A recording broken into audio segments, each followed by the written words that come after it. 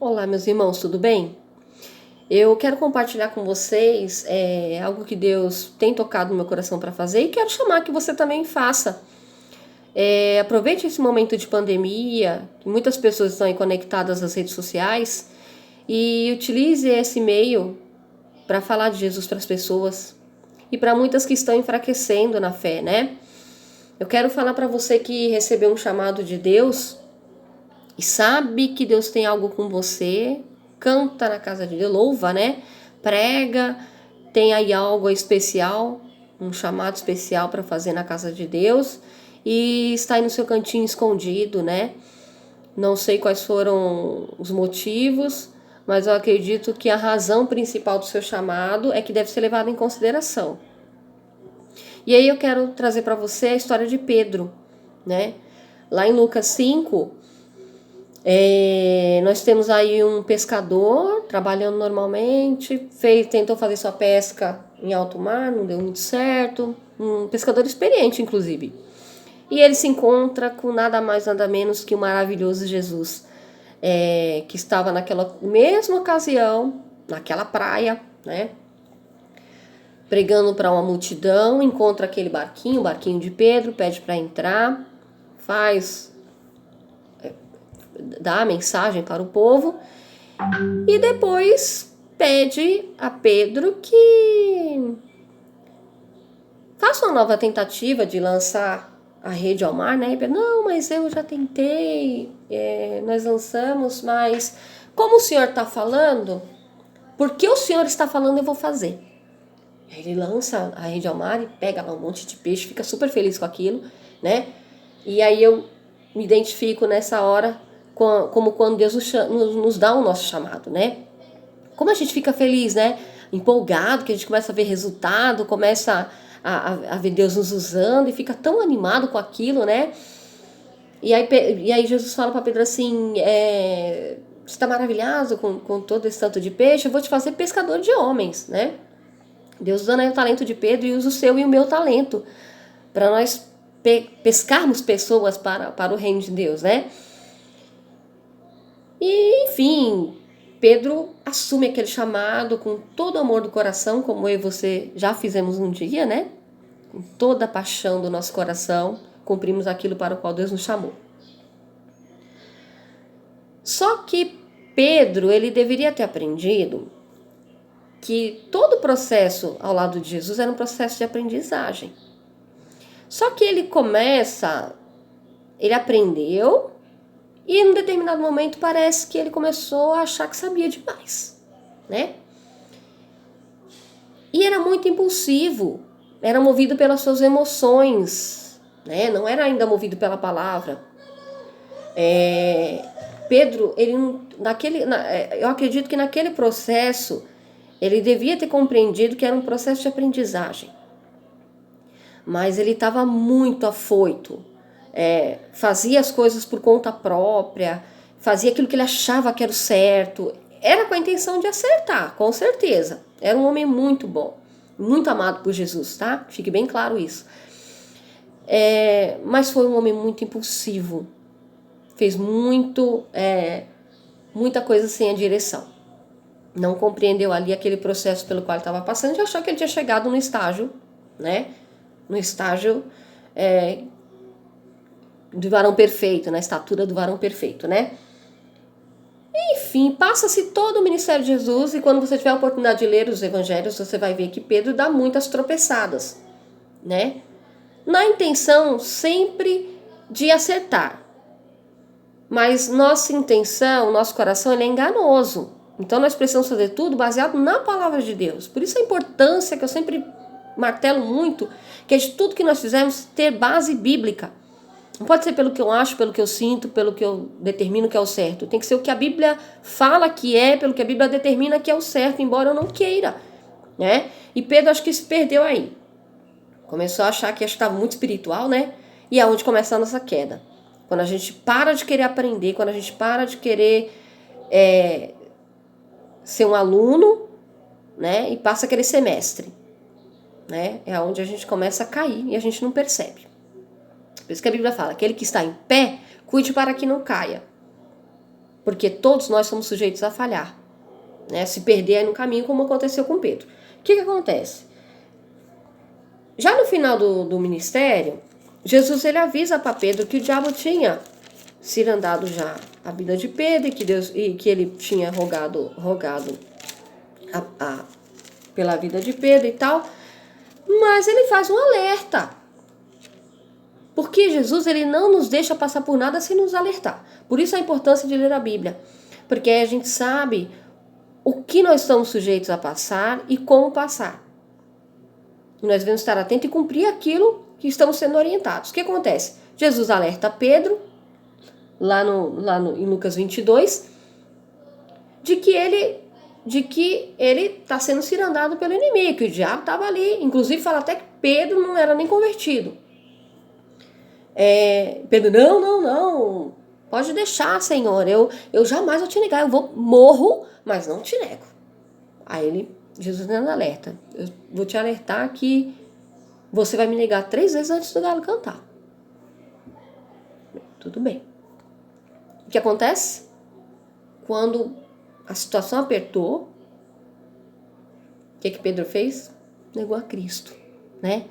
Que é o que a gente faz quando a gente começa a perder a nossa posição de servos e começa a se achar muito mestre, a gente começa a perder o rumo do nosso chamado e a tomar atitudes que não estão de acordo com o que Deus planejou pra gente.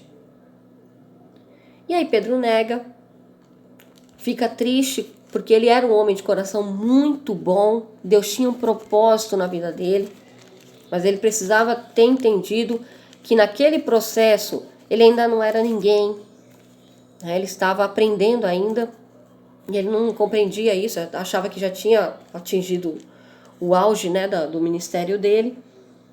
Ele é avisado, fica triste, chateado, né? Jesus morreu, né? Enfim. Aí chego para você e falo, acabou, né? Não deu certo, Deus tinha para mim, vou tocar minha vida adiante, vou me profissionalizar, vou tocar minha vida. Aí você deixa seu chamado de lado e vai fazer aquilo que você já fazia. No caso do Pedro, ele voltou a pescar. Tava lá na praia, lindo e maravilhoso lá. Aí lá em João 31, em João 21, né? Fala lá que ele voltou pra praia, porque às vezes a gente faz isso mesmo. A gente pega e quando a gente desiste do nosso chamado, a primeira coisa que a gente faz é querer tocar uma vida normal, né? A gente se profissionaliza, a gente faz algo que nos faz bem, vai cuidar da nossa família e vai buscar Deus em casa mesmo, e eu tô lendo a Bíblia em casa mesmo, eu tô orando. Só que você sabe que você não foi chamado só pra isso. Você sabe que o seu chamado é pra pescar pessoas. Eu tô falando com gente que tem chamado e que tá parada em casa e sabe que tem chamado. Então, por mais que você esteja na profissão que você sempre quis, fazendo o curso que você quis, casado com quem você quis, tendo a vida que você sempre quis, tem um buraquinho aí que você sabe muito bem o que é. Que é o do chamado que você tem com Deus e que você tá deixando escondidinho lá no canto. E você tá sendo incomodado. E você sabe que tem uma pecinha faltando nesse quebra-cabeça, né? E Pedro estava nessa mesma situação. Deixou de lado lá e estava pescando. Até que no mesmo ambiente, que era uma praia, ele reencontra quem? Ele reencontra Jesus. Na mesma situação. Ali Jesus está mostrando para ele o quê? Pedro, a história que eu tenho com você, ela não vai acabar. Eu tenho um chamado com você e ele vai se cumprir. Eu estou trazendo você nesse mesmo cenário, que é onde a gente se encontrou na primeira vez, para te mostrar que a sua história não teve um fim. E a sua história com Deus não teve fim. Peça a Deus uma orientação, meu irmão. Retoma aquilo que Deus colocou na sua mão. Você sabe que você é importante para a obra.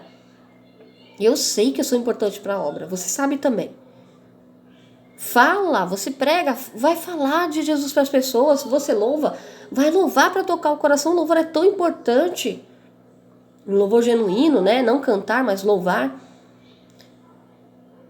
E aí Deus monta o mesmo cenário, permite que o mesmo cenário se repita. Porque ele quis que Pedro entendesse que a história dele com Jesus não era falsa, era legítima. Tinha uma história ali para se concretizar. E essa história se concretiza justamente quando Jesus instiga Pedro a confessá-lo, né, em forma de declaração de amor, perguntando se Pedro o amava, 3 vezes. Para anular as 3 vezes que Pedro negou a Jesus. Então, 3 vezes ele confirma ali o amor que ele tinha, porque Jesus sabia que ele o amava.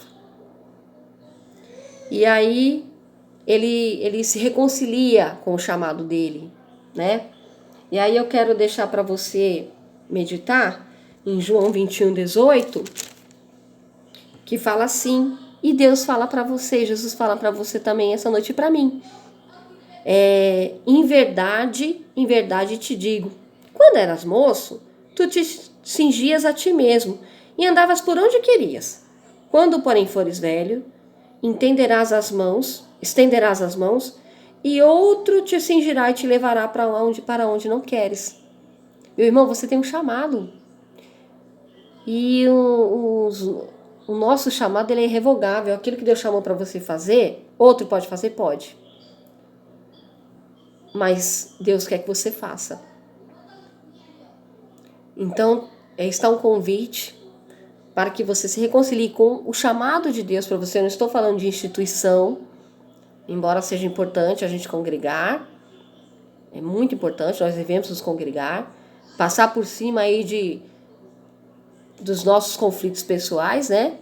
E retomar o nosso relacionamento com Deus em relação ao chamado. Eu não estou falando que você não ora, que você não medita. Mas tem algo mais que você precisa fazer e você sabe que precisa. Então fica essa mensagem para você, que você retome essa história com Deus e não permita que ela acabe sem a sua segunda chance, tá bom? Isso é importante para a obra e é necessário. E nesse momento de pandemia, você sabe o que você tem que fazer. Eu peço a Deus que Ele te oriente, que o Espírito Santo te guarde, te ilumine, nos ilumine para que a gente tome as decisões corretas, encontre o lugar correto e faça a coisa correta de acordo com a palavra de Deus. Então, um bom reencontro com Cristo para você, uma boa retomada de chamada e seja reavivado pela palavra de Deus. Amém? Que Deus te abençoe, fica um grande abraço e que a gente possa reconstruir essa história. Obrigada.